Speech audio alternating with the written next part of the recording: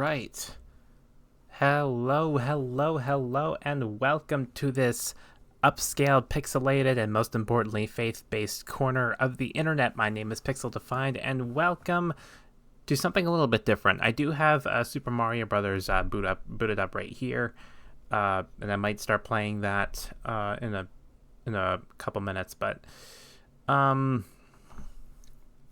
wanted to do something a little bit different. I am a Christian, and I do want to make this place a little bit more of a faith-based channel on Twitch, and I know a couple streams ago I did a whole stream where I played Halo, and every time I died, I would play an encouraging Bible verse for the throw a Bible verse generator, and I wanted to take that a little bit of a step further. So let me walk you through what my what my last week was like. I was at work. We were permitted to listen to music and audiobooks on our phones with headphones. And for some odd reason, I decided to get into Ready Player One. I know that's it's a pretty popular book. It's a pretty popular movie too. And if you don't know, Ready Player One follows around this guy, Wade Watts, whose gamer tag is Parzival, spelled with a Z. And I just paid attention to this guy's behavior as we were getting to know him in the earlier chapters. He worshipped this guy, James Halliday, who was creator of the popular VR game The Oasis, which took the world by storm, and pretty much everyone would live their lives in the Oasis and not in the real world, and as a result, the real world was in decline. I'm talking poverty, I'm talking famine, I'm talking lawlessness everywhere, unemployment rates skyrocketing. The world is a mess. If you want to get into that, go ahead. If you have Spotify, you can listen to the audiobook read by Will Wheaton, Mr. Wesley Crusher, on Spotify, and they made an adaptation of it too. Anyway, I was following Wade's behavior about how he felt about James Halliday, because for a lot of people, James Halliday became this not Messiah-like figure, but someone that a lot of people, for lack of a better word, worshipped. And this guy wrote his own book, which Wade directly quoted, said it was his Bible. And Wade knew everything about Halliday, his interests, his life story, everything. And that's when it hit me. I'm a Christian, I'm a believer. Jesus is my savior, and yet I haven't really devoted that much time into really studying for myself his word. I only went to church services, and I know what I know because of Bible class in my homeschool curriculum. So then I just started figuring, what if I was like that with Jesus? What if I increased my knowledge, not to turn into like a Pharisee or something, but just to really understand the history of the world before Jesus, and to understand what Jesus taught, and to help me, maybe that would help really get to know him better. And that's one of the things that we should be doing as believers, reading, studying the word, because that's how God speaks to us. One of the ways anyway. So that's what I did. I grabbed my phone. I grabbed a Bluetooth keyboard. I grabbed a portable monitor that I had lying around. Because I have a Samsung phone, I can use Samsung Dex. Dex, DEX. If you don't know what that is, go ahead and look it up. It's basically a desktop environment for Samsung devices. Anyway, I grabbed all those. I grabbed my Bible. And I just started reading and taking very, very detailed notes. I have them on my phone beside me right here. And I wanted to talk through them. And I might play the game. I might not. I should probably come up with a better background. Heck, I might be turning into a VTuber. I have no idea, because I'm honestly thinking about getting a PNG tuber model just somewhere off on the screen, just so something is interactive, like whenever I talk. But I don't know. But anyway, what I wanted to do, as you can see in the title, I wanted to do a detailed study of the notes that I made of Genesis chapter 1, the very first chapter in the Bible.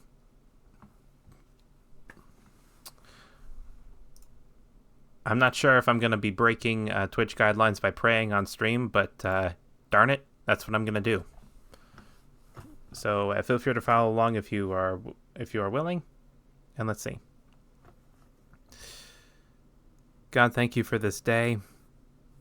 Thank you for the people who may or may not be showing up on stream. And I pray that if people do decide to show up, that they would see you in me.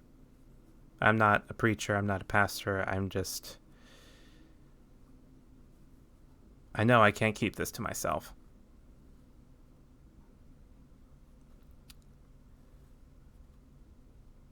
I pray that my what I've learned would help other people learn more about you as well. In Jesus' name I pray. Amen.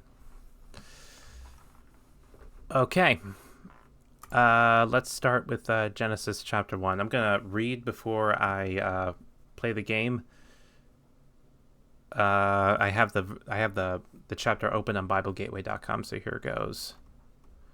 So starting in verse 1. In the beginning, God created the heavens and the earth.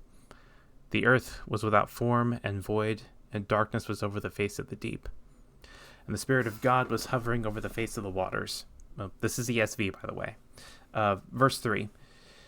And God said, "Let there be light," and there was light. And God saw that the light was good. And God separated the light from the darkness. God called the light day, and the darkness he called night. And there was evening, there was morning, the first day. And God said, "Let there be an expanse in the midst of the waters, and let it separate the waters from the waters." And God made the expanse, and separated the waters that were under the expanse and the waters that were above the expanse, and it was so. And God called the expanse heaven. And there was evening, and there was morning, the second day. And God said, "Let the waters under the heavens be gathered together into one place, and let the dry land appear." And it was so. God called the dry land earth, and the waters that were gathered together he called seas. And God saw that it was good. And God said, "Let the earth sprout vegetation, plants yielding seed, and fruit trees bearing fruit, which is their seed, each according to its kind, on the earth." And it was so. The earth brought forth vegetation, plants yielding seed according to their own kinds, and trees bearing fruit in which is their seed, and according to its kind. And God saw that it was good. There was evening, and there was morning, the third day. And God said, "Let there be lights in the expanse of the heavens to separate the day from the night, and let them be signs for seasons, and for days and years. And let them be lights in the expanse of the heavens to give light upon the earth." And it was so. And God made the two great lights, the greater light to rule the day, and the lesser light to rule the night, and the stars. And God set them in the expanse of the heavens to give light on the earth, to rule over the day and over the night, to separate the light from the darkness. And God saw that it was good. And there was evening, and there was morning, the fourth day. And God said, "Let the waters swarm with swarms of living creatures, and let birds fly above the earth across the expanse of the heavens." So God created the great sea creatures and every living creature that moves, with which the waters swarm, according to their kinds, and every winged bird according to its kind. And God saw that it was good. And God blessed them, saying, "Be fruitful and multiply, and fill the waters in the seas, and let birds multiply on the earth." And there was evening, and there was morning, the fifth day. And God said, "Let the earth bring forth living creatures according to their kinds, livestock and creeping things and beasts of the earth according to their kinds," and it was so. And God made the beasts of the earth according to their kinds, and the livestock according to their kinds, and everything that creeps on the ground according to its kind. And God saw that it was good. Then God said, "Let us make man in our image, after our likeness, and let them have dominion over the fish of the sea, and over the birds of the heavens, and over the livestock, and over the earth, and over every creeping thing that creeps on the earth." So God created man in his image, in the image of God he created him, male and female he created them. And God blessed them. He said to them, "Be fruitful and multiply, and fill the earth and subdue it, and have dominion over the fish of the sea, and over the birds of the heavens, and over and every living thing that moves on the earth. And God said, Behold, I have given you every plant yielding seed that is on the face of the earth, and every tree with seed in its fruit. You shall have them for food. And to every beast on the earth, and to every bird in the heavens, and to everything that creeps on the earth, everything that has the breath of life, I have given every green plant for food. And it was so. And God saw everything that he made, and behold, it was very good. There was evening and there was morning the sixth day. We've all heard this story. Most of us, anyway. If you're a Christian, you've obviously heard the story. If you're an atheist, hey, you possibly heard this story. This was one of the first stories that... not one of the first stories, anyway. Don't know where I was going with that, but... point still stands. We've all heard this story. So, but I feel like it's... as the first story in the Bible, it's completely glossed over. I read these and I studied each individual verse in detail. Sometimes I had to unpack each verse 2 or 3 verses at a time to really understand what was going on. But I could see little fragments of God's character in here. I could see what I could only assume are things that God enjoys. Otherwise, why create them in the first place? So let me pull up my notes and see how well I do with multitasking with the game. That's why I labeled this stream as a just chatting stream, because I can't guarantee that my gameplay will be good with Super Mario Brothers. So let's see. Okay, so we're starting over at World 1-1. I'm going to go ahead and turn down the volume a little bit so I can think.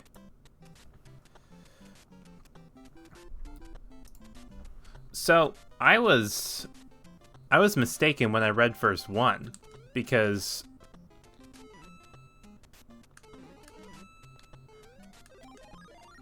the audio sounds a bit pitched down for some reason. That might be due to the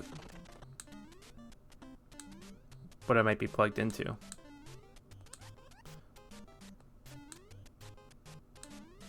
Interesting.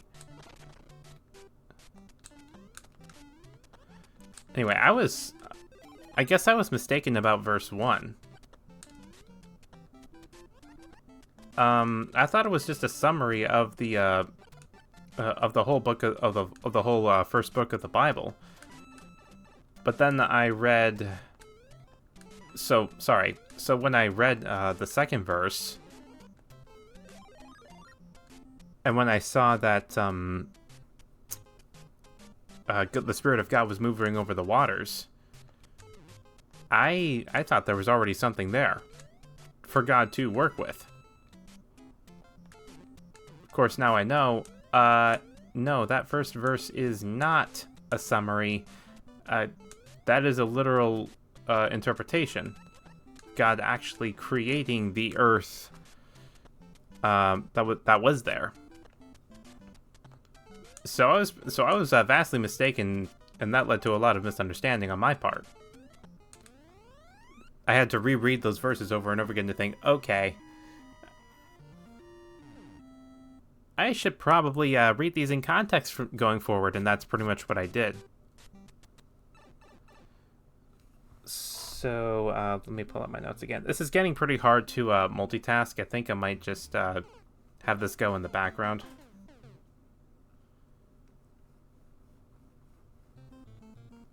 Because I do want to be focused on this for now. So let me quickly just get a game over real fast. Audio is pretty slow anyway. I might have to look into that.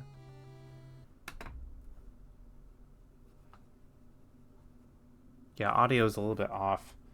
That might be what I have my Retron 1 hooked into, but anyway. So now that I have that taken care of, I just need to have something else running in the background. But anyway, so let me retry that thought again. This time I have a chat open. Oh, Foy, thank you for joining. Yes, I am a Christian. What kind of whack fantasy story is this? Yes, it is the Bible. I'm sorry you think about it as a fantasy. Thank you for joining, though.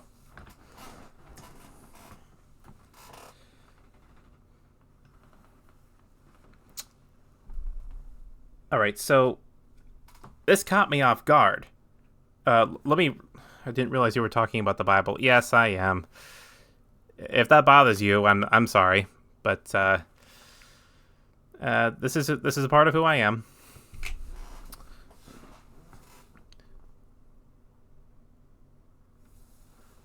Even though there were the first 5 tags, yeah, I wanted to make that a little bit. I wanted to make that clear.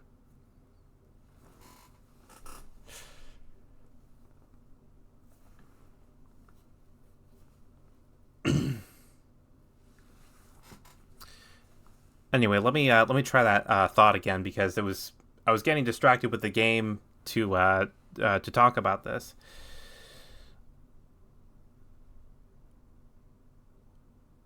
You probably aren't a bigot. Too many Christians are being called that these days, and I wouldn't be surprised if I'm going to be called a bigot one day. So I'll leave that up to you. Anyway, let me start over. Let me do that thought again. When I first, I had it in the back of my mind. The first verse of the Bible. In the beginning, God created the heavens and the earth. I thought that was just a summary. I thought it was just summing up the first chapter of the Bible. I thought it was summing up the whole story of creation. But oh boy, no, this isn't a summary. This is a literal statement. God created the heavens and the earth. And verse 2, it says the earth was without form and void. So God created this whole mass in the center of space that was without form and void. Interesting. So that was a whole big misconception on my part, because here I am studying verse 2 thinking, hold on, the earth was already there for the Spirit of God to hover over the face of the waters? So now that that's out of the way, we can fully unpack what's going on here. And it's a lesson to read the Bible in context, because you don't know what you're going to miss. I'm going to switch over my second monitor so long as I'm not going to be playing the game. Oops. There we go. That way I can have chat open in one window and my Bible Gateway in the other one. I need to have a better background for just chatting streams, but this is what I got with. Anyway, so now that that's out of the way, verse 3. Wow. These were the first words spoken by God, at least recorded in the universe. We don't know if God said anything to create the heavens and the earth, but made it pretty clear that God said the words, "Let there be light," and there was light. Is this you playing Mario? Because you're really bad at Mario. Thankfully, it's not. This is the title screen, but I think I know you're messing with me.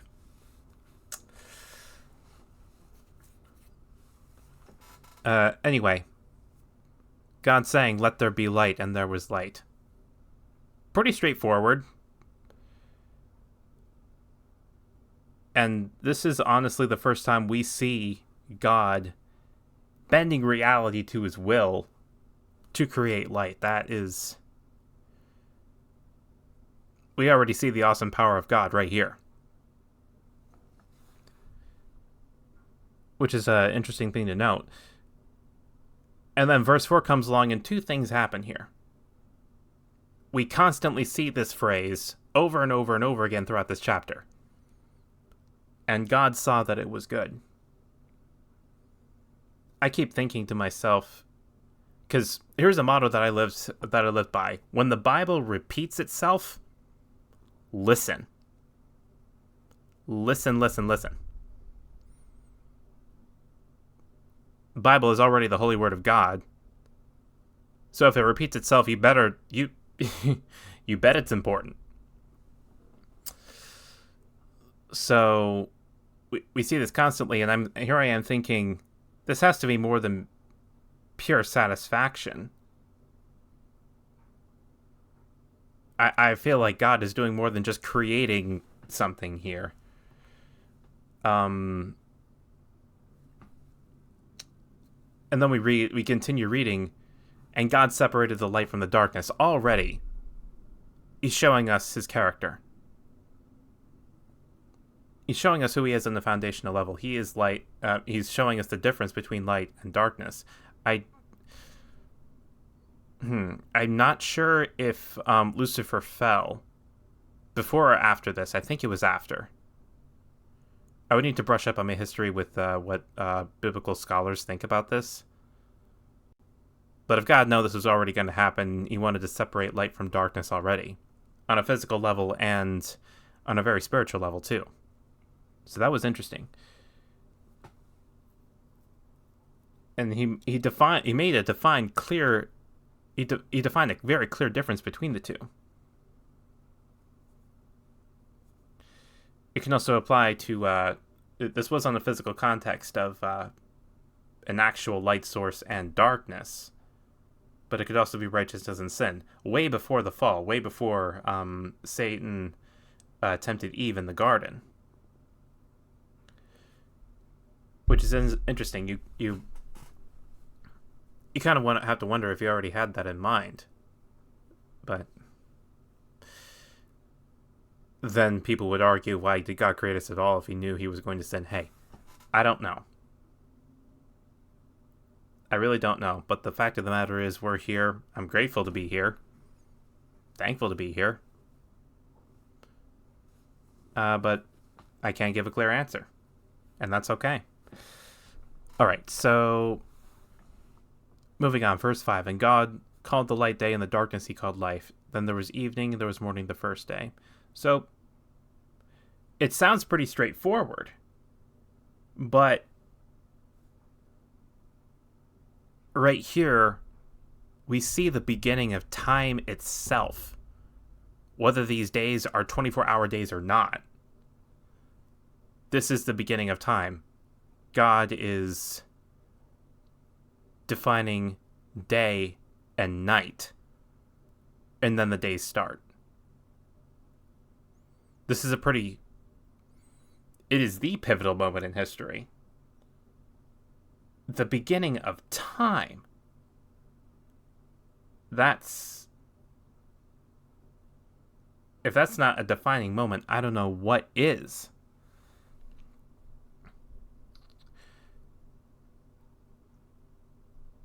And there was another interesting thing. First thing God creates is light. But God does not create the sun, moon, and stars until, let's see, day 4. So where's the light coming from?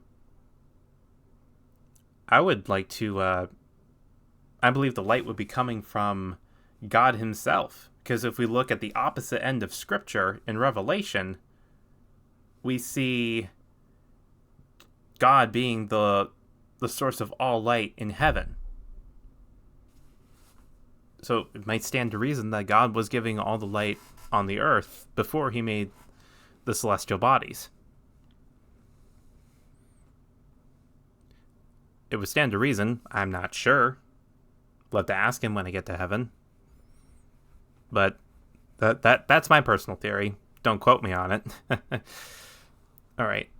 And then we get to one of the most confusing verses of this chapter. Verse 6. And God said, let there be an expanse in the midst of the waters, and let it separate the waters from the waters. So it can be confusing to understand what's happening here. In essence, God is creating the sky, the atmosphere, something. I thought, when I studied further, was that God was creating outer space. But at the same time, we're talking... I can't remember who exactly wrote Genesis, but it was definitely during the times of Moses.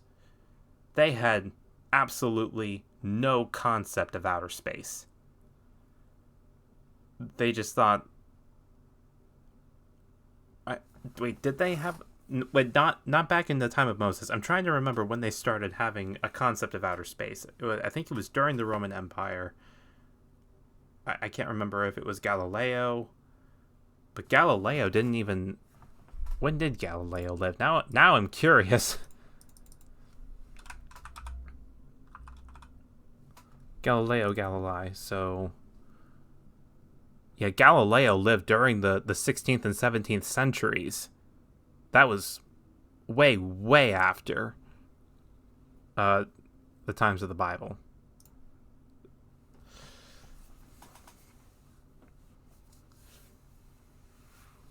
So I guess God was explaining it in a way so the people of this time would understand.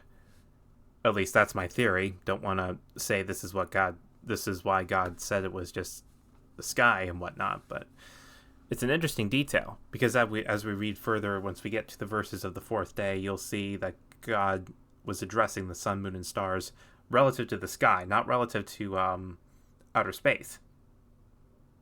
Which, that's not a contradiction for me. That's just, it was interesting why they would word that because they didn't have a concept of outer space back then.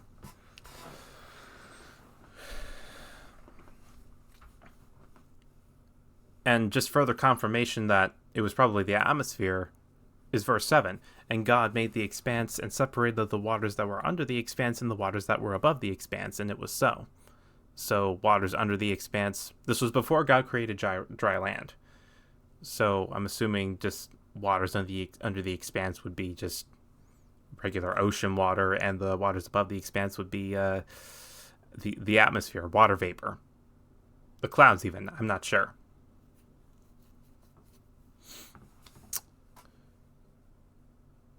And if that's the case, how could water vapor exist in outer space? I think I stumbled upon a photograph about what they believed the kind of model that the Hebrews were given at that time, because other translations, I'm reading the ESV, other translations say, instead of expanse, they say firmament. And firmament was basically the definition of the sky or the atmosphere. So, no correlation to outer space at all. Which is interesting.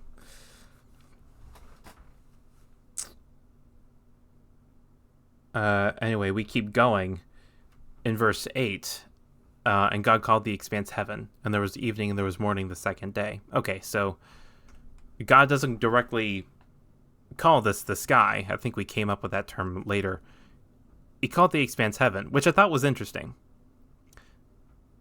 Because we clearly have two different ways of describing heaven. We have just the heavens above, just the sky, and then we have heaven, which is God's kingdom. So, kind of wondering, I haven't studied the Hebrew, so I'm kind of wondering if there was a different Hebrew word used for this for this word heaven. I think other translations use the same word. I'm not sure. And then, of course, we have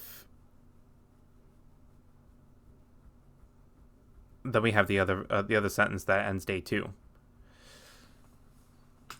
And then this is where next verse we get dry land in verse 9. And God said, "Let the waters under the heavens be gathered together into one place, and let the dry land appear." And it was so. This is interesting. If we carefully pick apart these words, the waters under the heavens be gathered together into one place, and let the dry land appear. One place. My mind immediately goes to the theory of Pangaea, where all the continents of the world were just one landmass. And because I just took a geography course this past summer. It sounded ridiculous at first, but then I have to remember, okay, this is a pre-flood world. The entire landscape of the world was completely different back then.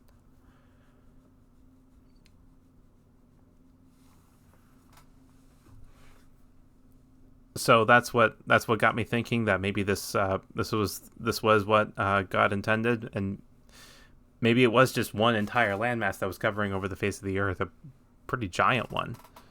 But I don't want to assume this was well over thousands, maybe millions of years ago. I don't know. We never really know whether these days were actual full 24-hour days. Some biblical scholars argue that they were much, much longer. I'm not sure. I would like to ask him. Anyway, and then verse 10. And God called the dry land earth, and the waters that were gathered together he called seas. And God saw that it was good. This is what I found interesting. That phrase was not used earlier in verses 6 to 8 when God created the sky, when God created the heavens. So I'm wondering what was going on there. Does the phrase only apply to the basic things that make up the building blocks of earth?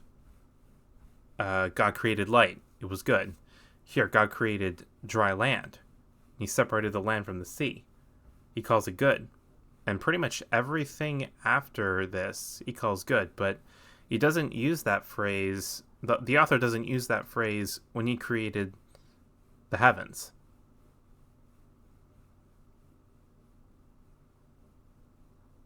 Which is making me wonder right now, is the term heaven in verses 6 to 8 referring to God's kingdom, in which it's already good? Not really a reason to see that it was good. I don't know. I really don't. I'm just theorizing up here. But anyway, that was something that I noticed immediately when I was reading, when I was pulling everything apart. So then we continue on to verse 11. And God said, let the earth sprout vegetation, plants yielding seed, and fruits, and fruit trees bearing fruit, in which is their seed. Sorry, I can be an okay reader and a very bad reader at the same time. Let's try that again. Verse 11. And God said, let the earth sprout vegetation, plants yielding seed, and fruit trees bearing fruit, in which is their seed, each according to its kind, on the earth, and it was so. So, after God pulls together, separates the waters, and lets the dry land appear, he then allows plants to grow.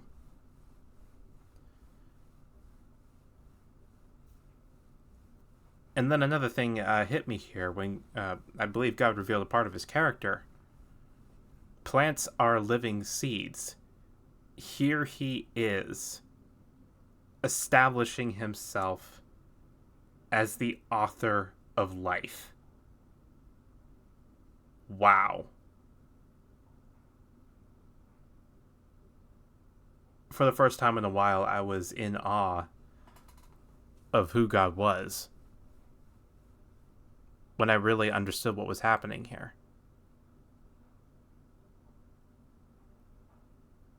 The author of life. Let's see, what else did I write down here? And what was interesting about this, if these were full 24-hour days, because it says here, each according to its kind. So God designed intricately each and every single one, down to the atom, all the different plants and trees that were around at that time. I don't know how many of them went extinct between now and creation. I don't know if any of them mutated or evolved into something else, but holy crap. This guy knows what he's doing.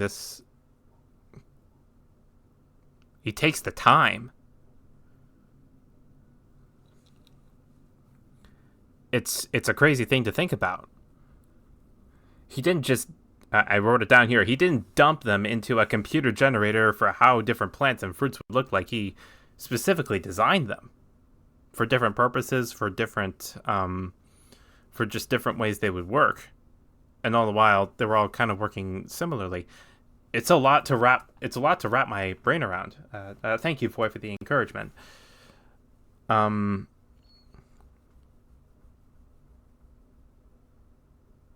by saying those words in verse 11. And of course, verse 12 works in tandem. If verse 11 was just God saying what was going to happen, verse 12 is just, okay, it happened.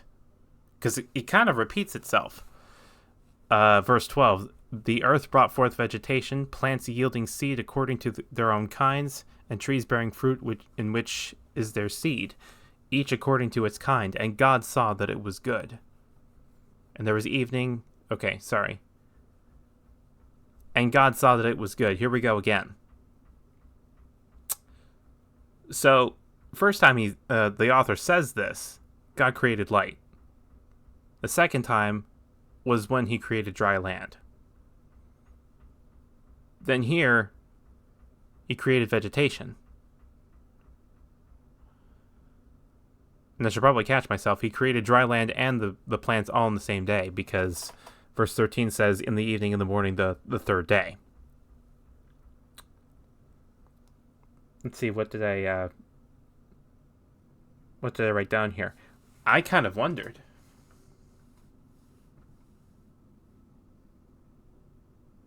I used to be a Christian and nobody ever thought about the Bible.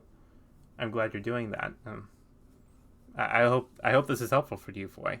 If you have questions about it, I will answer to the best of my ability. I can't guarantee that my answer will be accurate, but I will answer to the best of my ability.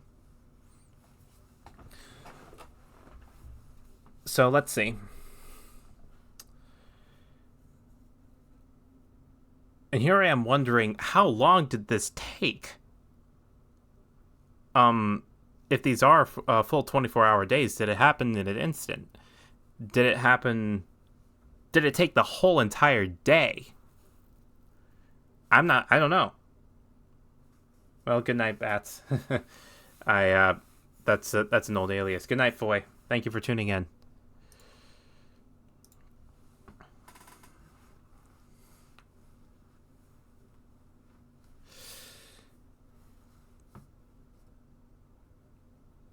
As I stated before, biblical scholars wondered whether or not these were full 24-hour days. So if they weren't full 24-hour days, if they were much longer, it would make sense if God had more time to do this. But God is God. Jesus said during his times with the apostles, with man is impossible, but with God all things are possible. All things are possible. So honestly, we really can't throw anything out here. If all things are possible, then all things are possible. Humans have not walked the earth yet at all. It was just God and the plants. Those are the only living things that are here on the earth at this point in time.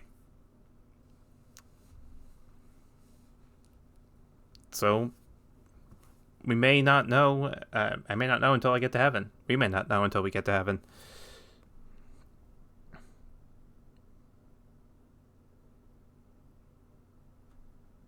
All right, so let's continue on to verse 14, because 13 was just declaring, okay, this was the third day of creation, dry land and plants. Verse 14, and God said, let there be lights in the expanse of the heavens to separate the day from the night, and let them be for signs and for seasons and for days and years.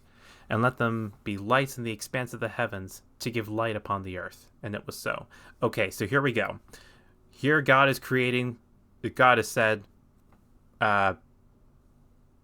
lights in the expanse of the heavens. So, sun, moon, stars. So, this also brings back to mind, okay, what was the source of light on the earth? And immediately thought, okay, it must have been God himself.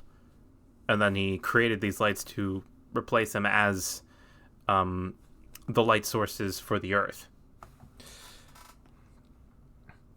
And although not mentioned in the text, this may include the planets too. Because from our perspective, the planets just look like yet another star.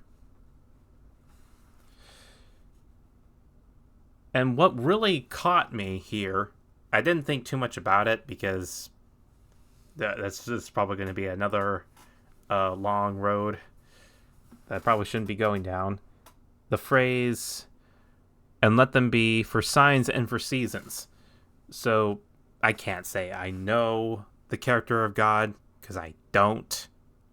We can never fully understand the character of God, but I don't think he had astrology in mind when he created the stars.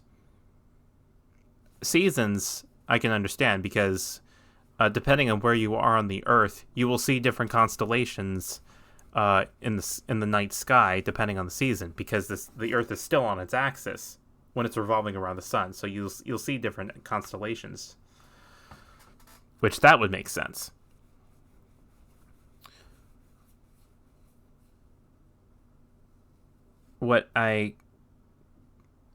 So let's see.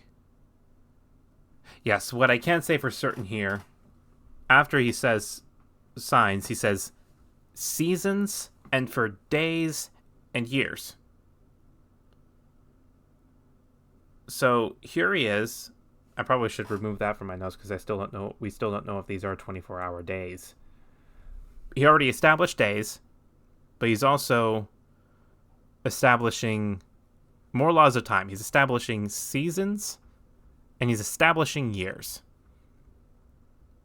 In the text, I haven't seen whether or not he established months. I think the Romans did that. I think the Romans added that whole other thing. But here he is. He already established time on the first day when he created light and separated the light from darkness. And here he is creating the stars, allowing them to separate between seasons and years. Whole nother law of time. Wow.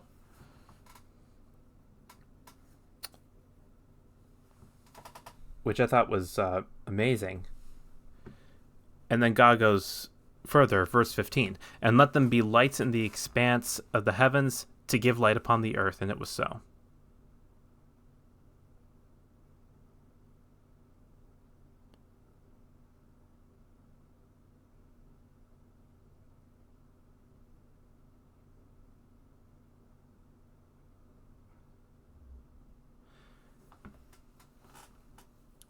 I pause here for a second because one of the things that I wanted to do was, I'm not sure if this is a bucket list thing, but it kind of is. I wanted to spend the night in a very secluded area where I would look up and see the Milky Way. Most of the places I've lived, you couldn't really do that because there were too many city lights illuminating the night sky and just blocking out the view, or too much pollution, or just the climate, just the topography was not right and too many clouds were up in the sky. I wanted to be able to look up into the night sky and see beauty.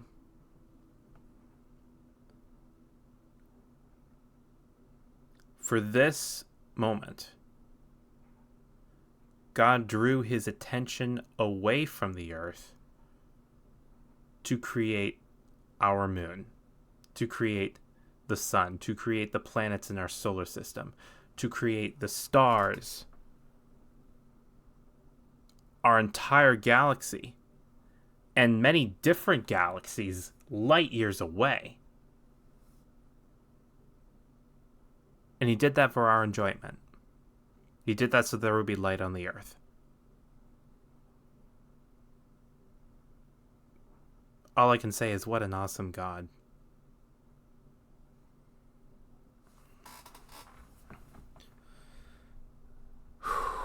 Verse 16.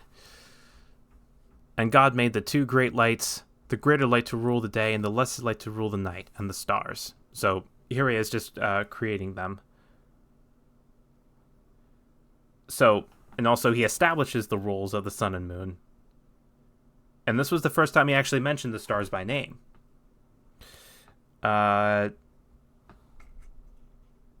just go on, okay, greater light to rule the day. Okay, this is the sun. Lesser light to rule the night. Okay, that's the moon. Because they weren't exactly mentioned in the text.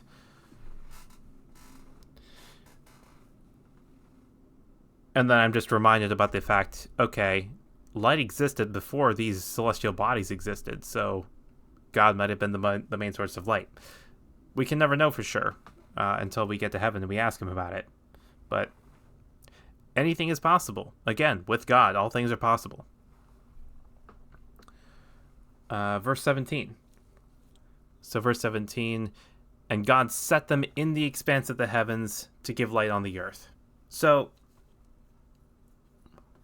and this is interesting. This is probably not fact. I don't know. But I'd like to think God is trying to reflect this in a way that the people of that time would understand. Because as I mentioned before, people had no concept of outer space during the times of Moses. At least I don't think so. Let me double check that real fast. Probably a quick Google search.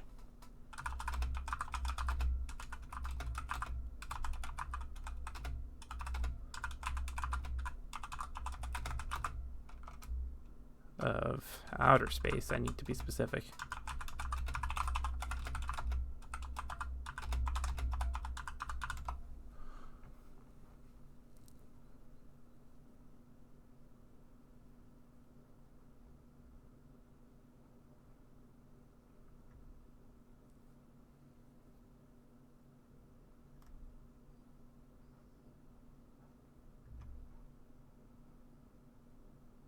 Yeah, I'm not getting a clear answer about this. So, being honest, I'm really not sure if they had a concept of space. So I'm not sure why God is making it relative to the sky, like he set them in the sky. I would like to think that at the time this book was written, they didn't have a concept of outer space, and God was just trying to relay it in a way that they would understand. But I don't know. Don't quote me on that. That's just a theory on my part, and when it comes to theories about the Bible, they can either be right or they can be very null and void. And I do not want to state anything, any theories that I believe are fact. That's not the kind of Christian that I want to be. So,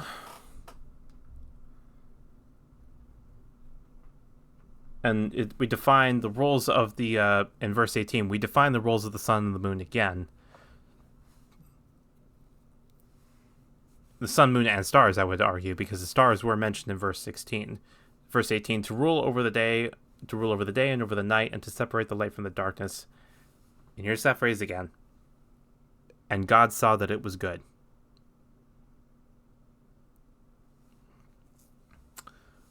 What I find interesting about this is one could argue, okay, God is creating light here again. No, he's creating the sources that give off light, so that he didn't have to be the source of all light. Or, I don't know what his intentions were. But one thing I can point out is, like what I said earlier, one of the things that I would love to do is just go out into the middle of nowhere, look up at the night sky, and see the Milky Way. What did God create here? Sun, the moon, the stars, all the different celestial bodies that in the right area of Earth we can see so many of them at night.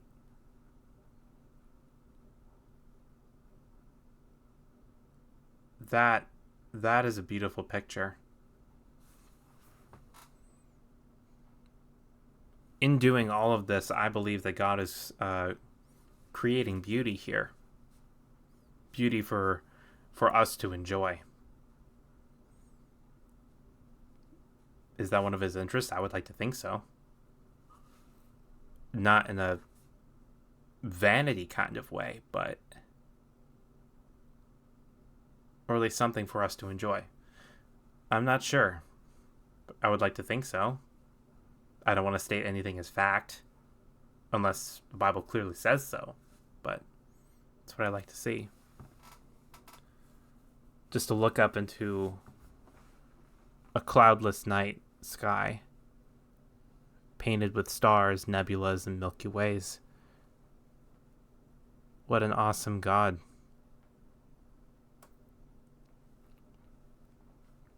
Verse 19 just wraps up the fourth day of creation. Plainly speaks for itself. Verses 20 and 21, this is when I started studying the verses as, okay, verse first, God says this is going to happen. Next verse, okay, it happens. So I'm going to read verses 20 and 21 together. And God said, let the waters swarm with swarms of living creatures, and let birds fly above the earth and across the expanse of the heavens. Verse 21, so God created the great sea creatures and every living creature that moves, with which the waters swarm according to their kinds, and every winged bird according to its kind. And God saw that it was good. So here's God. He's creating the fish, the different sea creatures, and the birds.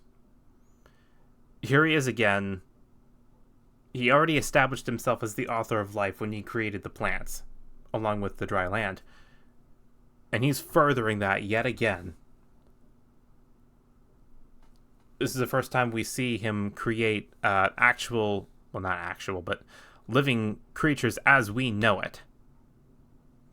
Different aquatic creatures and different birds. He speaks them into existence in verse 20, and then the action of them being created is in verse 21. Like the plants God designed. So this is what gets me every time. Just like the plants from the third day, God takes the time to individually, intricately design them down to the atom. What would be what each one would be like. Each one different. He took the time to do that. He took the time. Did it happen in an instant? Didn't happen throughout the course of the day. 24-hour or not. I don't know. But he took the time to make sure each one was, not each individual one was different, but the different species, the different everything.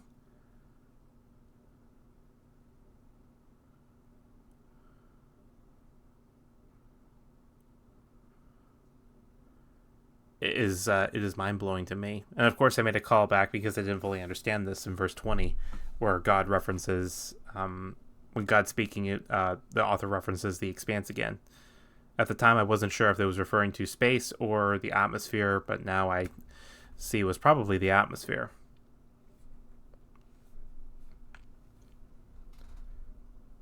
Yet again, establishing himself as the author of life on this day.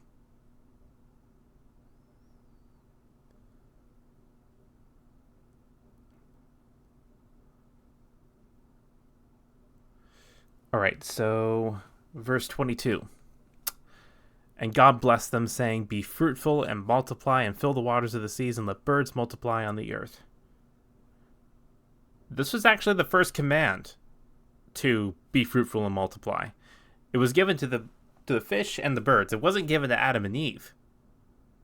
These were the first forms. These were the first living creatures that had full-on reproductive systems. I don't want to get too far into exactly what that's like because I don't want to get banned on this platform, but the birds and the fish were the first to receive this command, not Adam and Eve, which I thought which makes sense because they came before Adam and Eve. Let's see. I feel like I read this passage, and I feel like this is what God is saying. Okay, he's taking necessary necessary steps to preserve his work.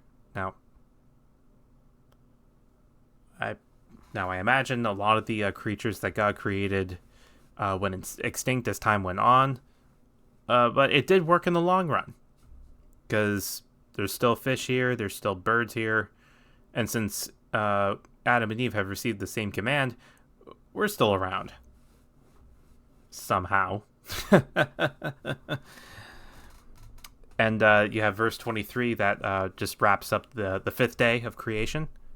And then not the last day. Not the last day. This is the sixth day. It goes into verse 24, which is again... I studied verses 24 and 25 together because verse 24 is God saying something, verse 25 is God doing it. So I'm going to read them together. And God said, "Let the earth bring forth living creatures according to their kinds, livestock and creeping things and beasts of the earth according to their kinds." And it was so.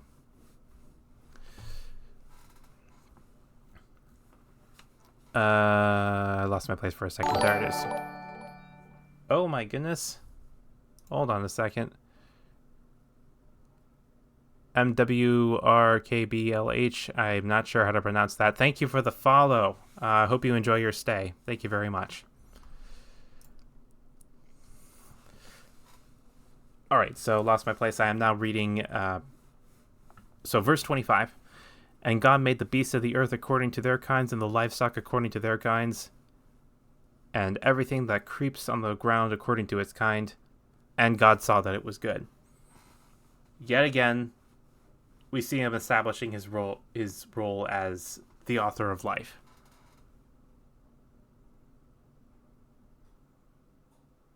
And this goes far beyond just traditional animals like lions and bears and monkeys. He creates everything from the tiniest ant to, I believe this is when the dinosaurs were created, so to the biggest dinosaur. Everything. Again, here, I sound like a broken record when I'm saying this.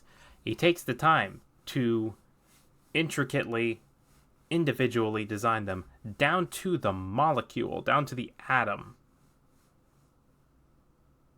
and builds them up from there.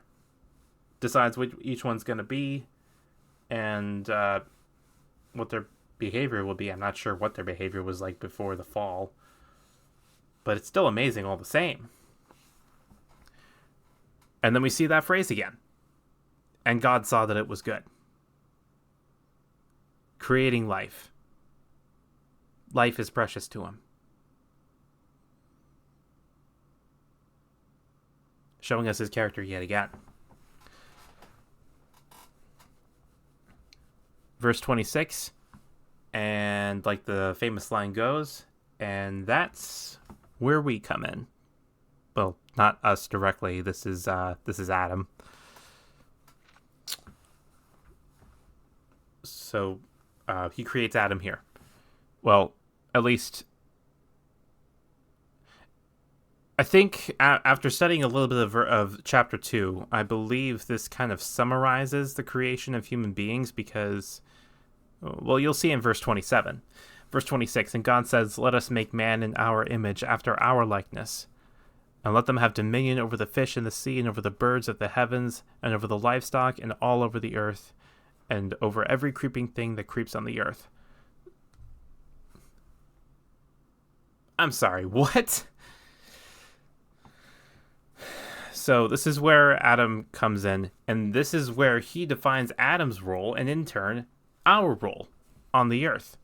We have been given dominion over all living creatures, from fish to animals to beasts and to bugs, even.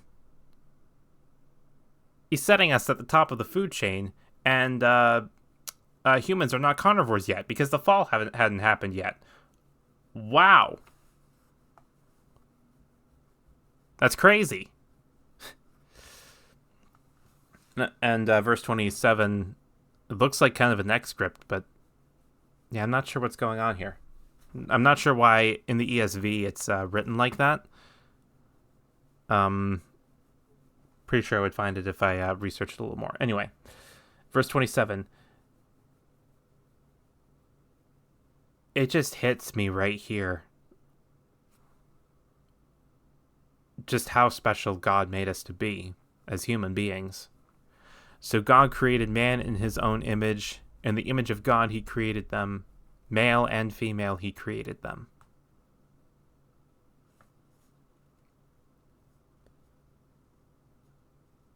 Just shows us how special he wanted us to be in his eyes.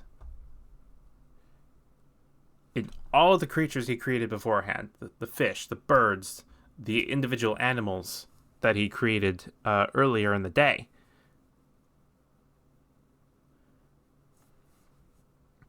we alone are the ones who bear his image. And as an afternote, the very last line, this is probably where I'm going to get labeled a bigot. He's establishing gender here. At least for human beings, it wasn't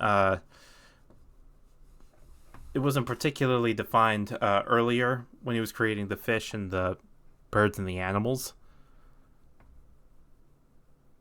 But here he's defining gender, male and female. So I'm probably going to get a lot of heat for that, but hey, those aren't my words. Genesis chapter 1, verse 27, those are God's words. I'm just saying. And verse 28.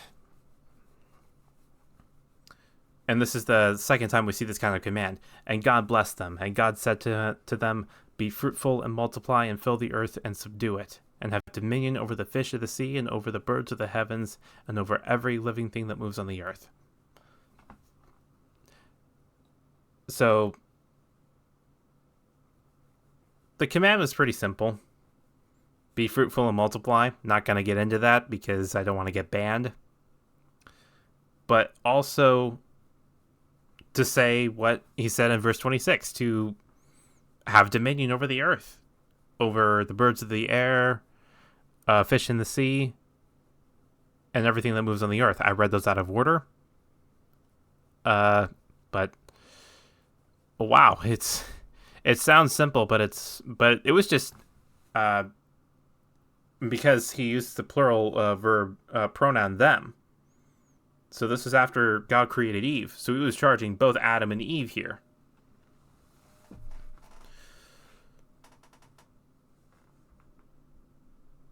So it was just those two, just to have dominion over all the earth.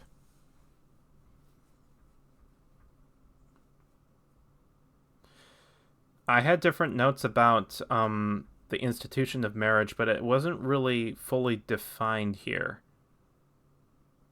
They get further, the Bible gets further into that in chapter 2, and that's where I'm really going to get the heat. I think I might save that for next stream, because it gets a little bit, it gets pretty definitive there. Not so much here. Okay, verse 29. And God said, behold, I have given you every plant yielding seed that is on the face of the earth, and every tree with its seed in its fruit. You shall have them for food. So here is God just telling Adam and Eve, okay, you're going to get hungry. I've created plants with seeds for you to eat, and I have fruits. So stands to reason that humans were vegetarians before the fall. So do with that what you will. I personally enjoy a good roast chicken, or not sure if I'm much of a steak guy, but I do like a good burger. It's not against the Bible to eat any of those things, but before the fall, Adam and Eve were vegetarians. What are you gonna do? And then pretty much God addresses the animals in verse 30. saying that he's given them plants to eat. Here he says, verse 30, and to every beast of the earth, and to every bird of the heavens, and to everything that creeps on the earth, everything that has the breath of life, I have given every green plant for food. And it was so. So pretty much everything that was green, every bird, bug, and beast could eat of it. We weren't really given definitively what the fish ate, but I don't see the importance there. So let's see here.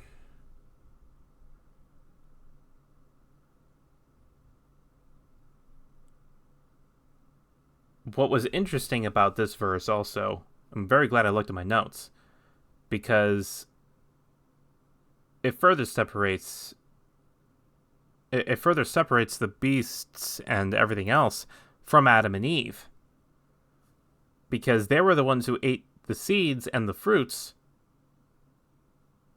while the animals were the ones who ate the green plants.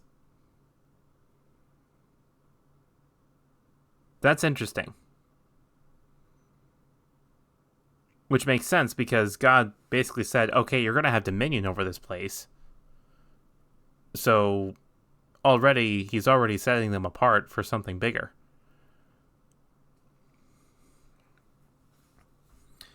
And then verse 31 comes around.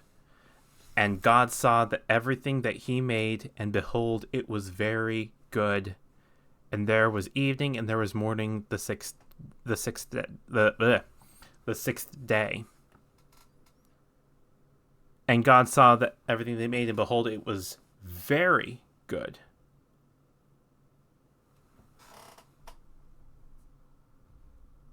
I should probably change my notes, because that is not a direct quote. And God saw it was very good. Very good. I had two theories when I wrote these notes. One, before this phrase, God looked over all of his creation. Perhaps he was fully satisfied with what he did and decided it was enough. Pretty simple. Or two, the last thing he created was humanity. I don't want to put us on a pedestal, because we are clearly undeserving of one. Perhaps we were the pinnacle of creation itself, and he had us in mind from the very beginning. I don't know. Both could be true at the same time. We may never know for sure until we all get to heaven and we decide... we're not going to make any decisions there. What am I saying? We're not going to know until we get to heaven. We decide to ask God about it and say, hey,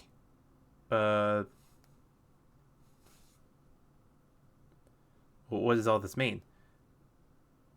Here I am thinking about it. Wow. To sit down and to have a Bible study with God, with Jesus. Jesus was kind of already doing that when he was basically referencing different verses from Isaiah, saying that he was the Messiah, he was the chosen one.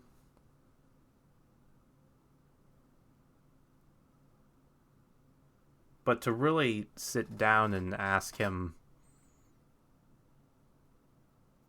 what different verses mean, that would honestly be incredible.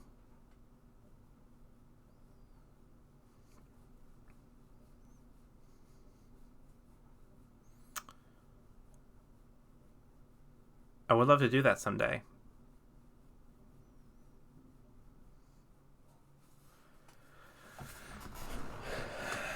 All right, and so wraps up the first chapter of Genesis. I hope it has proven well to whoever may be listening, to whoever may be watching. I should probably do something else for like a background image. I'm not sure why the audio was so jank beforehand, but we have 40 minutes to spare. The title does say Super Mario Brothers for the NES, so I think I might be doing that. I'm going to see if I can plug the power into into the actual power brick that it came with. because I just have it hooked up to a USB hub, and that's probably why it's what's causing the audio issue. I'm not sure, but I'm going to pray us out, and we're going to enjoy some games. Dear Jesus, thank you for your word. Thank you for creating us and creating the world. And thank you for revealing to us your character and how you created the world and what you did create. I pray to the people listening who have either don't know you at all or have known you for a while and walked away from you, that they would return to you. And that they would come, and for the people who don't know you at all, to come to you. Thank you for your word, and thank you for today. In Jesus' name, amen. I haven't gotten banned yet for praying and reading the Bible on stream, so I think we're on the right track, somehow. Alright, I'm going to restart my Retron 1 and see what we can do about this. So, you can probably barely hear me because I'm away from the microphone. Getting a couple things set up down here. There we go. Be curious to know if that fixed the audio. Give it a second for it to show up. There it is. Let me switch this around. So now that's showing up on my second monitor with hopefully no latency. I have chat open. Make this a little bigger. No, I'm probably just going to keep it at the same size. It's fine. So I'm curious to see if that solved the issue. So it's probably going to start me over back at World 1-1, unfortunately. I think the next time I do this, I'm probably just going to switch to my SNES, because I have the Super Mario Brother collection. That was the first 3 Super Mario Brothers released for the NES, along with the secret levels. And it's all on my SNES, which means I can play it through an S-Video on an upscaler, which, by the way, I bit the bullet. I bought a RetroTink 2X Mini. And I'm curious to know if it's going to be any better than this off-brand upscaler that I bought off of Amazon. Most likely it probably is, because RetroTink is the name for retro gaming upscalers. Anyway, let's dive right in.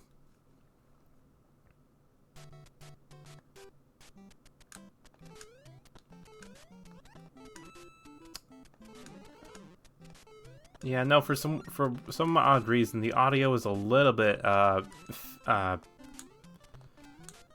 finicky on the Retron. I'm not sure what it is. I can't tell if it was pitched down a little or if it's just slowed down. I'm not sure what's going on here. I'd be curious to try the collection on the SNES to see if that makes any changes. That or just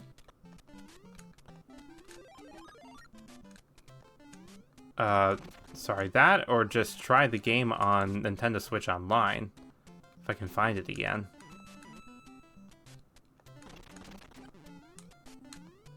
Oh jeez. Whew. Alright. Hey, for all I know, my mind's playing tricks on me, because it's been a while since I played this game on my original SNES. No, not SNES, NES. Until I figured out, okay, top loader NESs, and especially this little Retron 1 here, are actually better at reading cartridges.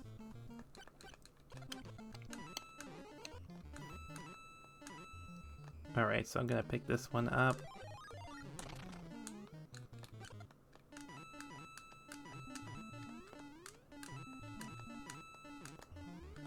Alright, so the top button is kind of on a rapid fire one, and it's pretty short succession.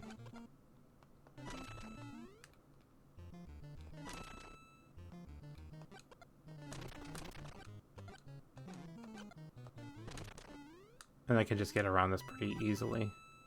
And I think I can get to a warp zone. Okay.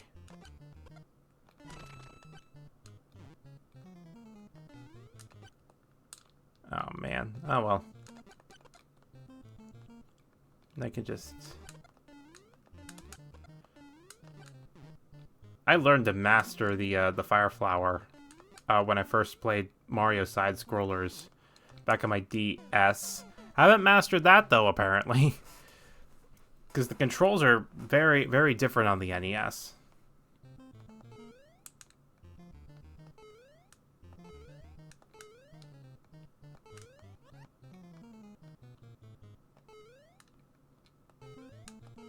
Alright, so that was easy. Wait for this platform to come down, and then I think... Yep, I was right.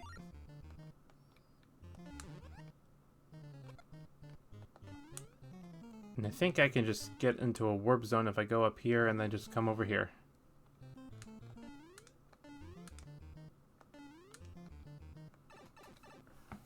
So I'm just gonna go to World 3. Because I can. I think this might be the haunted area, I'm not sure. Ah, man.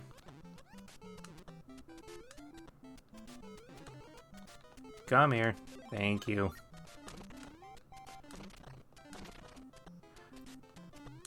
I don't know if you guys are retro gamers yourselves. Does the sound sound off to you?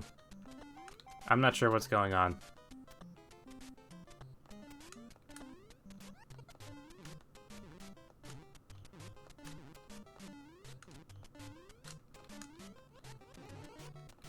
Oh, nice. One up there.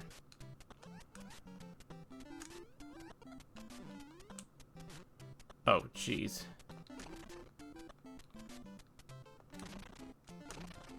Well, took care of him.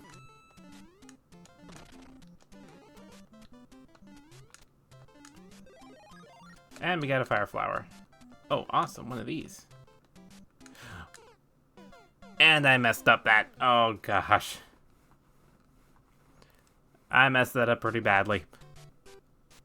Well, let's keep going then. Okay, that wasn't bad.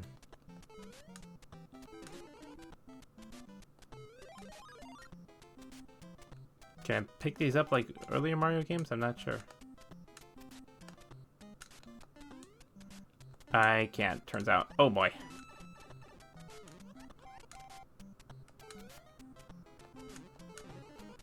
But it worked out. Somewhat. Okay, I'm fine.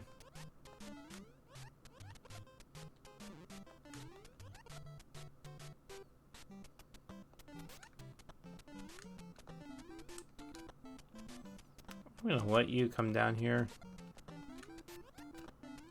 Goodbye. I'm going to take my flight and get out of here. That was pathetic. Let's keep going.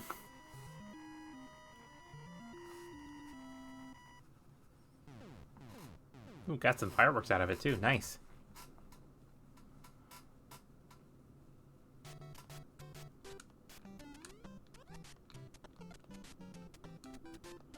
Oh man, I could have used that. Oh well. Let's keep going. Oh, how did I do that? I don't know how I managed to do that, but that was awesome.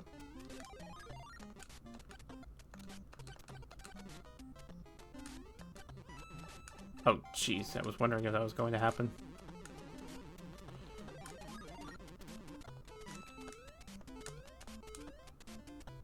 Let's not waste this.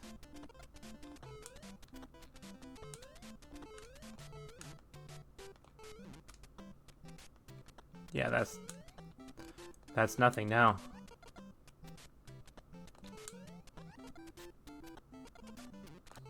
Woo! Almost got me.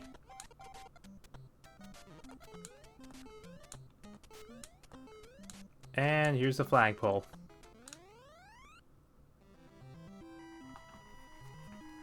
Not bad, not bad at all.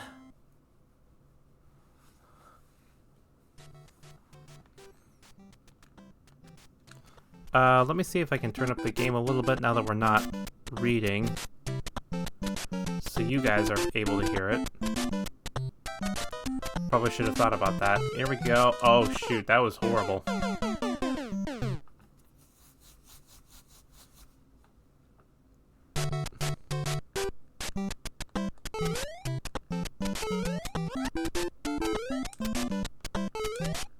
Alright, not bad, not bad, not bad.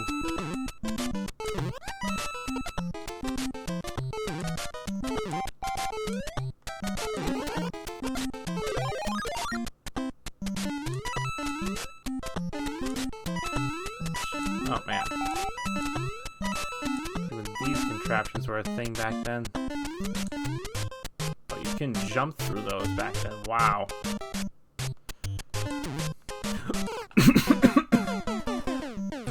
I gasped and drool went down the wrong pipe, and now we got a game over. Ah well. It happens to the best of us. Let's keep going. So we're back in World 3-1. After going through that warp zone.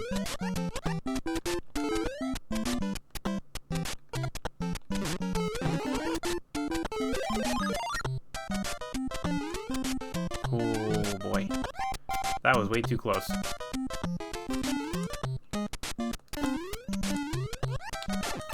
Ah.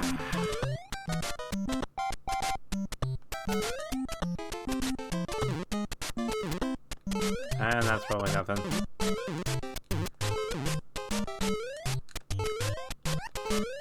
Ooh. Oh, I'll take that.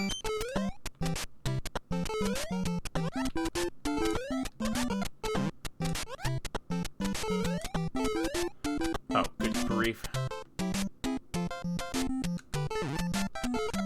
Alright, that's one. Keep under them. Okay, here we go.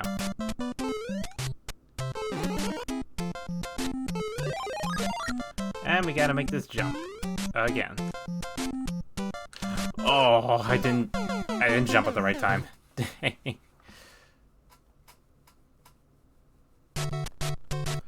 Let's try this again.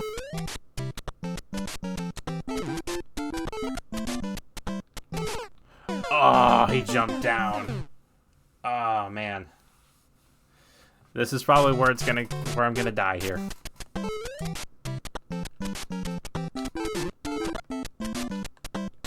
Alright, come on back down. Come on back down. Come on. I'm ready for you.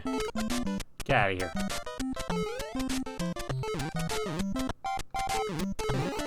Come here. Thank you.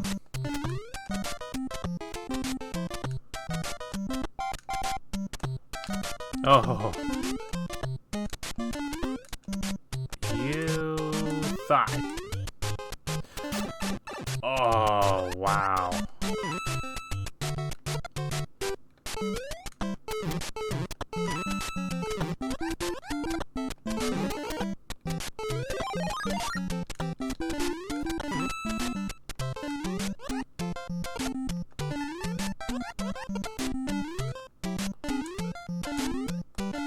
Okay.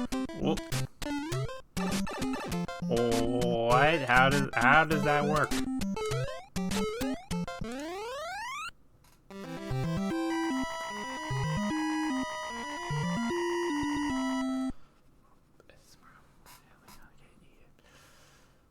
Alright, so that one's done. I think, was this the one where I died? I think it was.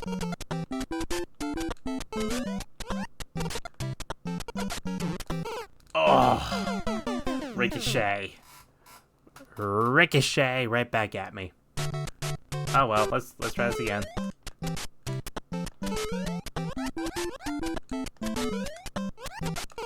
Oh, I kicked it the wrong way. Oh man. And that's it. That's it. Oh well. Once more into the fray, dear friends. Once more. Oh boy. Oh boy. Nope, nope, nope, nope, nope, nope. We do not like bots around here.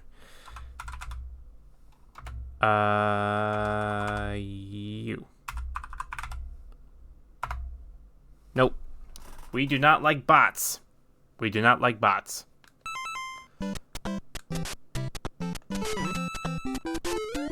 Alright, now that's out of the way. We're gonna die to another Koopa. We're just gonna die to another Koopa. Ah, well. Let's keep going. And I jumped right into that Koopa. Was that game over? No, it wasn't. Okay, got one more life. Let's try to redeem ourselves here. It stinks that you can't ground pound in this game. I don't remember... When was that feature announced? My goodness. Today is not my day. Ah, well.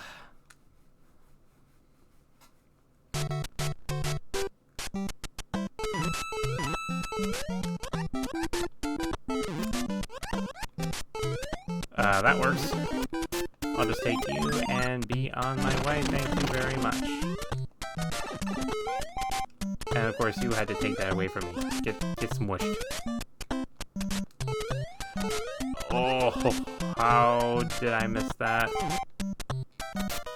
I don't know how I missed that.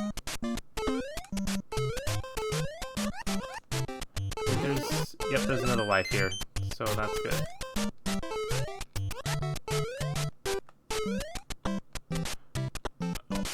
Of course. Oh, the hammer hit me. At least I got that extra life. Wouldn't have mattered, because apparently I have 3 of them. Whoa! Whoa, hey now.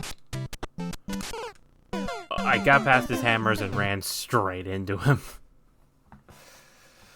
Oh boy. Alright, let's try this again. Okay, that wasn't bad.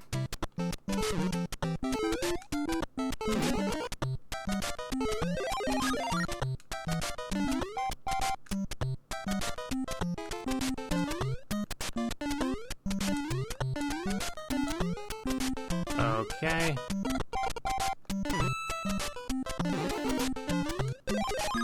Yes.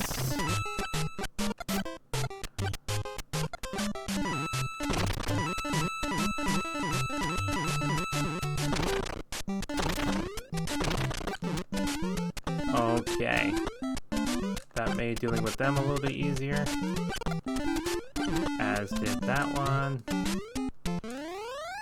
Now we are, dare I say, unstoppable in this game.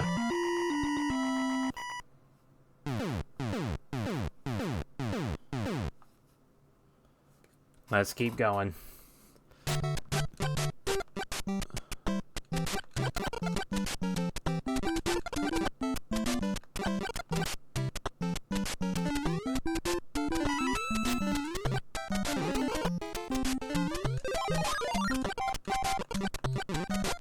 Oh, jeez.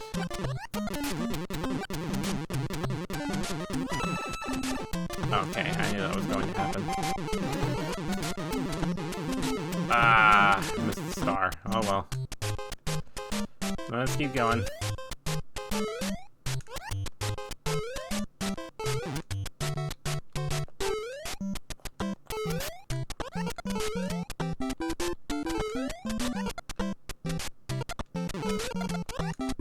Whew. I was not supposed to survive that. I don't know how I survived that, but I did. Jump on him. Alright, last life for this run. Been streaming for an hour and 40 minutes. We have 20 minutes left to make our 2-hour mark. Well, there I go again. I can't remember which world I got to last time, but... Oh, I messed up. I hit start immediately there.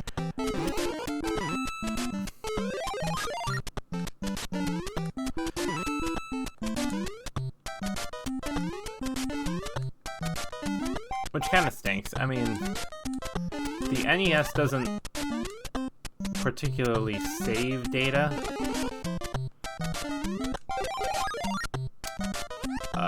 But... trying to think.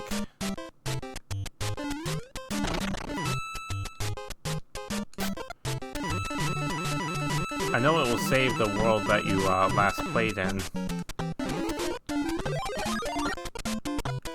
Alright, come here. I am unstoppable for the moment. I'm still unstoppable. Ha ha ha ha ha ha.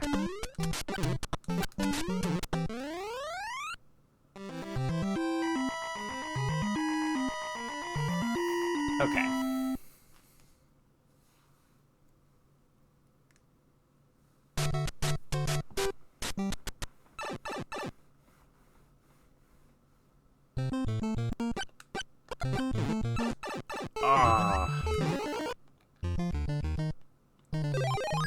Misjudged that one Koopa.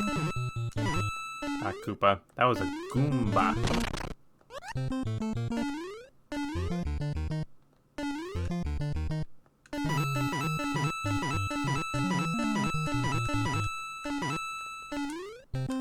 Okay. Nope. No, no, no, no, no. You take that.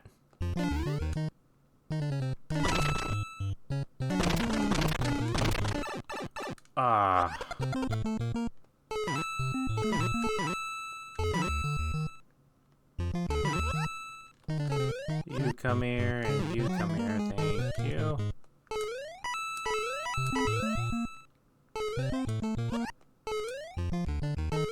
Good, good, good, good, good. You come here. I don't even need a power-up to get into the warp zone. But I'm gonna get one anyway from right here.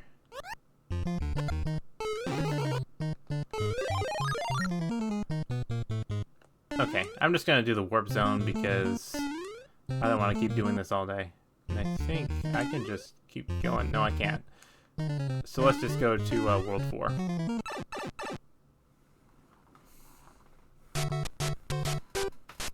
Alright, so what do we have here? Whoa. Ah, the Lakitus, no! Of course, I already... Alright. Sometimes the best strategy for these kinds of levels is just to run.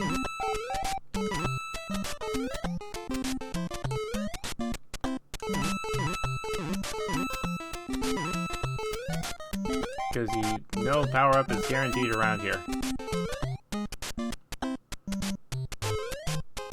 Ho ho ho ho ho.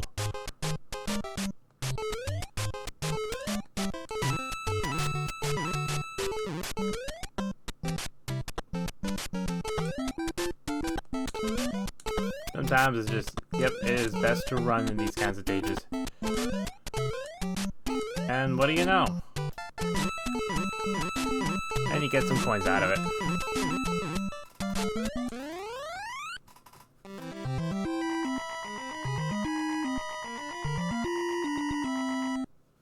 Running. Sometimes it pays off. And now we're in World 4-2.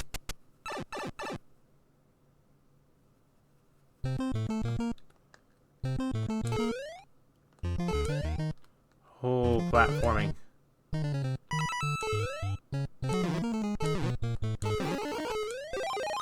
Ah, that's helpful.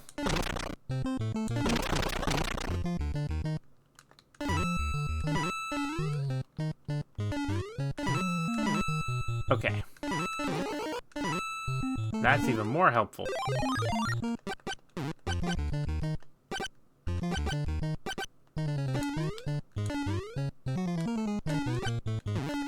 I just realized I could use the top buttons on here to rapid fire, not rapid fire, burst.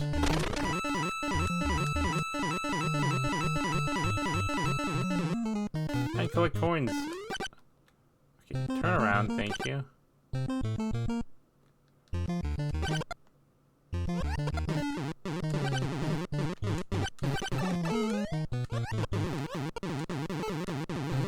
Alright, leaving you guys behind.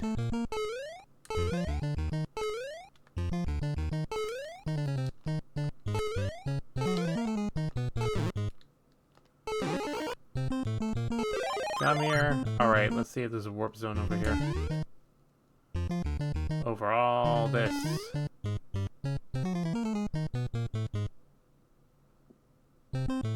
Would you look at that, there is. It's only for Zone 5. That is interesting. Let's keep going then. You just had to turn around like that, didn't you?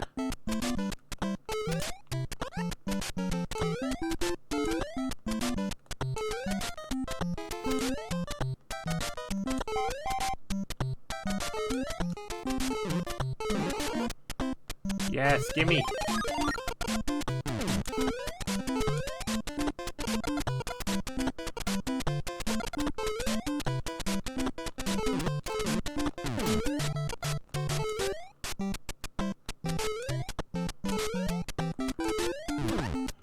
Oh! Turn back around, but at least I still have 2 lives left.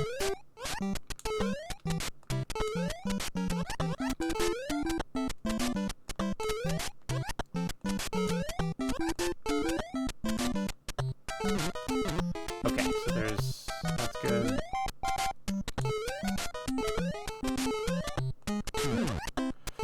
Oh, that's the ending right there, I know it. Alright, last live, let's see if we can make it.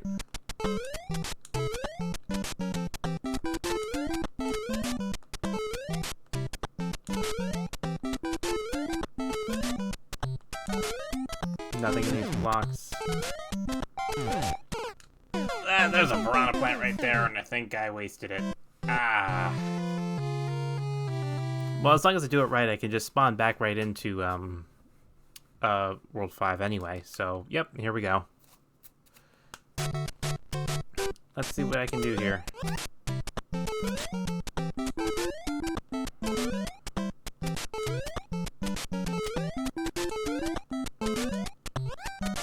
Sometimes avoidance is the strategy with these older Mario games. And then you have power-ups like this, where you can just plow through everything.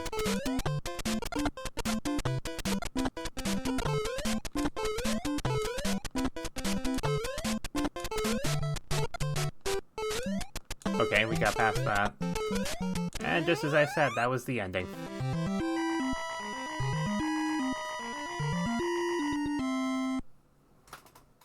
No fireworks. Oh well.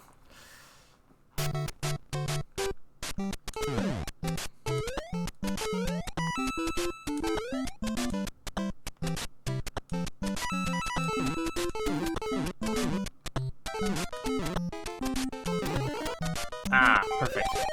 I was hoping one of them had the case. Oh no. I was wondering if you would be around here somewhere. I guess that is the strategy, just take a mushroom and then just take him out. Take the hit, take him out. Oh, no, I don't like it when you're... I especially don't like it when you hit me with a hammer. Thank you very much. Oh well. Ooh.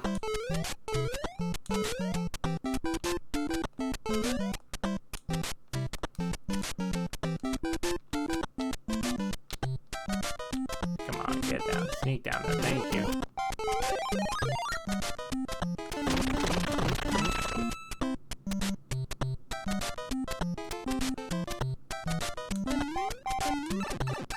Alright, take him out, take him out, take him out.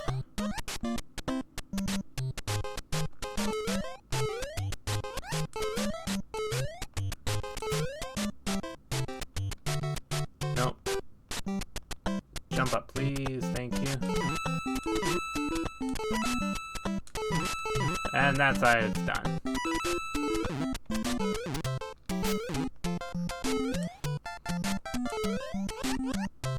Oh, I just jumped into a bullet. Dang. Okay, I did start from this area though. Dang it, come on.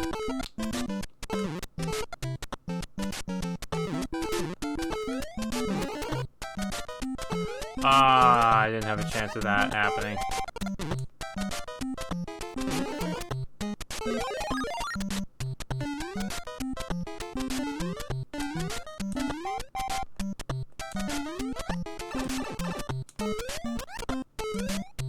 Oh boy. Dang. If only I didn't lose that other one. Oh well. Oh, okay. We're good.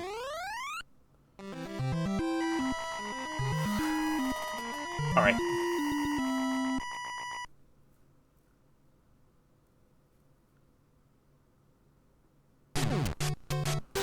Okay. We are in World 5-3. And there are random bullet bills flying everywhere.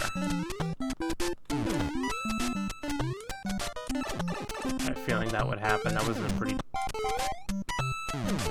tight space there. I might be able to get back here. Yep. Good.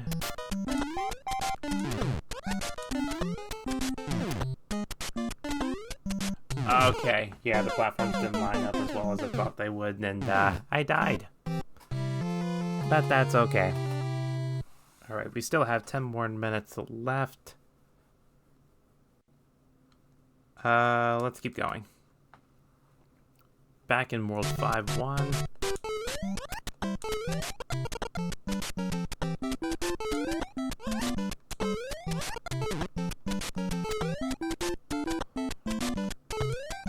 Alright, and over these, and over that, and then, okay. Give me the star!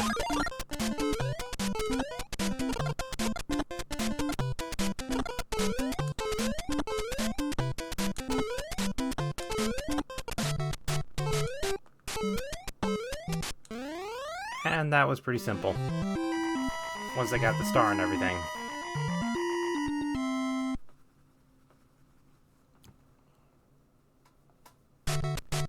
Okay. Whoop.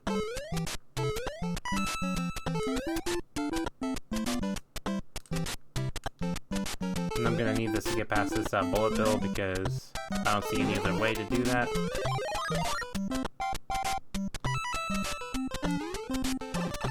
Okay, hit, and then just take him out. Ooh, I almost ran out of time to do that. Okay.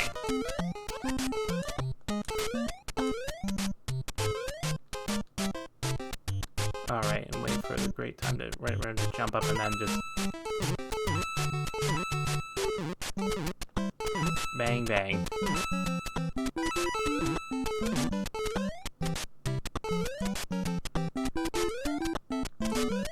Yeah, I'm not gonna be able to get up there.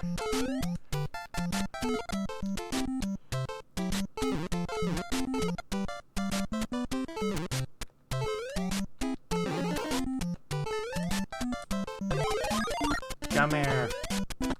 Actually, hang on. I had a feeling that would happen. I didn't get enough time to run. Dang. Alright, I'm gonna see if I can use up my last lives, and then I'm just going to end the stream. Because it's already getting pretty late.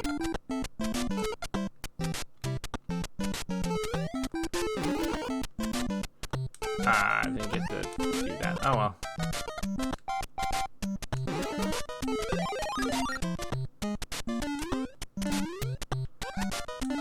Beautiful. Okay, so at least I have this now.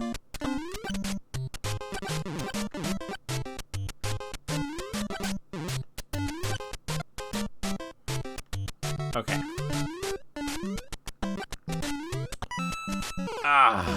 Wasted it there.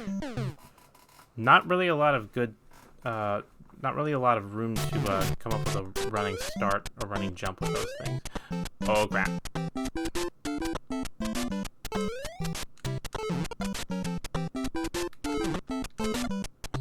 Well, that worked out still.